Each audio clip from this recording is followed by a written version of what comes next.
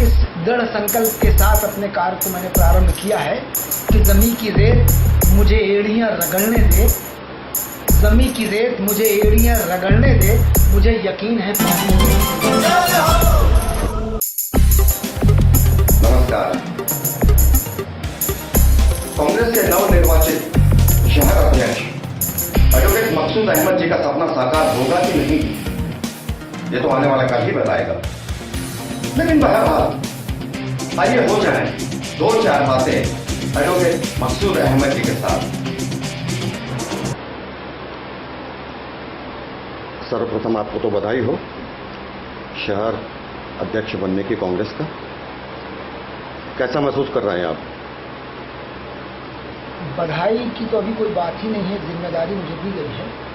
बधाई तो उम्मीद करता हूँ कि 2013 में आप लोगों की तरफ से मुझे प्राप्त होनी चाहिए और मैं उसी प्रयास में हूँ कि हाँ, जो जिम्मेदारी दी गई है उसे पूरा कर सकूँ और उसके बाद मैं बधाई प्राप्त करूँ। तो ये मेरे लिए एक संतोष है। जहाँ तक महसूस करने की बात है, पार्टी के लिए जिम्मेदारी दी गई है, जो अपेक्षाएं पार्टी की मुझसे हैं और मैं जिस तरह से कांग्रेस में काम करता आ रहा हूँ, मुझे नहीं लगता है कि मुझे किसी तरह की कोई ऐसी परेशानी का सामना करना पड़ेगा, इसलिए कि सभी कांग्रेस के लोगों को संतोष है और सभी लोगों ने मुझे आश्वस्त किया हुआ है कि मैं संगठन के लिए समर्पित होकर के काम करूँगा और उम्मीद करता हूँ कि आने वाले दिनों में अच्छा संगठन आप लोगों के सामने। आप सोचते हैं कि ये स्थानीय गुटबाजी के चलते आप ठीक से काम करने में या गुटबाजी की वजह से आपको काम करने में कोई दिक्कत आएगी? मेरे ख्याल से गुटबाजी नाम की चीज़ तो नहीं है। कांग्रेस एक है, सबका उद्देश्य हाथ का पंजा और कांग्रेस का निशान है और सभी अपना नेता आदरणीय सोनिया गांधी कांग्रेस अध्यक्ष और राहुल गांधी जी को मानते हैं और उनके ही नेतृत्व में सारे हमारे प्रदेश के नेता जो है तो कांग्रेस को मजबूत करने में लगे हैं। जहाँ तक गुटबाजी का सवाल है, अगर आप मतभेद आपसी जो होते हैं, कार्य करने की जो प्रतिद्वंदिता होती है, उस प्रतिद्वंदिता को यदि आप गुटबाजी में तब्दील करने की बात करें तो मैं उसे गलत मानता हूँ। सबका अपना अपना लक्ष्य है और उस लक्ष्य के लिए सब अपना काम कर रहे हैं और लक्ष्य केवल एक ही है उनका कि वो कांग्रेस को मजबूत करना। आप अपने प्रतिद्वंदी किसको मानते हैं? कांग्रेस के अंदर प्रतिद्वंदी कोई नहीं होता है।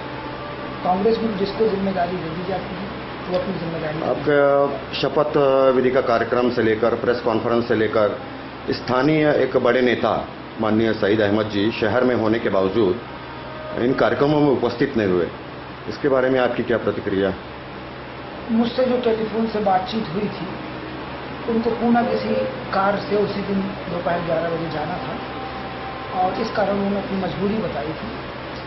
मुझे नहीं लगता है कि वो कांग्रेस को मजबूत करने में उन्होंने कभी कोई कसर कमी रखी हो और आने वाले दिनों भी मुझे उम्मीद पूरी है कि वो कांग्रेस को मजबूत के लिए ही कार्य करेंगे जिस तरह से वो पहले करते आए हैं। कैसा सहयोग मिल रहा है आपको सभी साथियों का? मैंने जो महसूस किया, सब कांग्रेस कार्यकर्ताओं में एक उत्साह है और कांग्रेस मैन की आवश्यकता सभी हमारे कार्यकर्ताओं को थी और मैंने अपने आप को जिस तरह से काम करने का प्रयास किया है कांग्रेस मैन की हैसियत से किया है और एक विचारधारा को लेकर के मैं पार्टी से शुरू से जुड़ा हूँ और उस विचारधारा के कारण मुझे सबका सहयोग मिल रहा है और आने वाले दिनों में आप लोगों को उसको रिजल्ट मिलेगा। एक अंतिम सवाल ये जानना चाहूँगा कि आपकी छवि एक हाई प्रोफाइल नेता के टाइप में उसके समान है, तो लोगों का ऐसा कहना है कि साधारण जन को आप जोड़ने में सफल नहीं हो पाएंगे। आपकी क्या इसमें? हाई प्रोफाइल क्या होता है ये तो मैंने आज तक देखा ही नहीं है। मैंने तो सतना की शहर की गलियों में अपने आप को पाया है। हमारे दोस्त यार दासे में बैठ करके NSUI से के टाइम से हम लोग काम कर रहे हैं और सभी वर्गों के बीच में उठना बैठना मिलना जुलना है मेरी कोई लग्जरी लाइफ नहीं है, और अगर किसी की नज़र में है और अगर मुझे कोई नसीहत देंगे तो मैं अपनी अगर कोई कमी होगी तो उसे दूर करने का प्रयास करूँगा। वैसे मुझे ऐसी कोई शिकायत अभी तक नहीं मिली है कि किसी को मुझसे मिलने में कोई कठिनाई महसूस नहीं। यदि मौका दिया जाए तो क्या विधानसभा चुनाव लड़ेंगे आप? मेरा काम सिर्फ कांग्रेस के लिए ज़मीन बनाना है, और मैं किसी के पेड़ को लगाने के लिए पार्टी की तरफ से नियुक्त नहीं हुआ हूँ। पार्टी जिसको भी निर्देशित उस निर्देश का पालन करते हुए उस पेड़ को सींच करके और बड़ा करने के लिए 2013 में मैं अपना काम करूँगा। Thank you very much.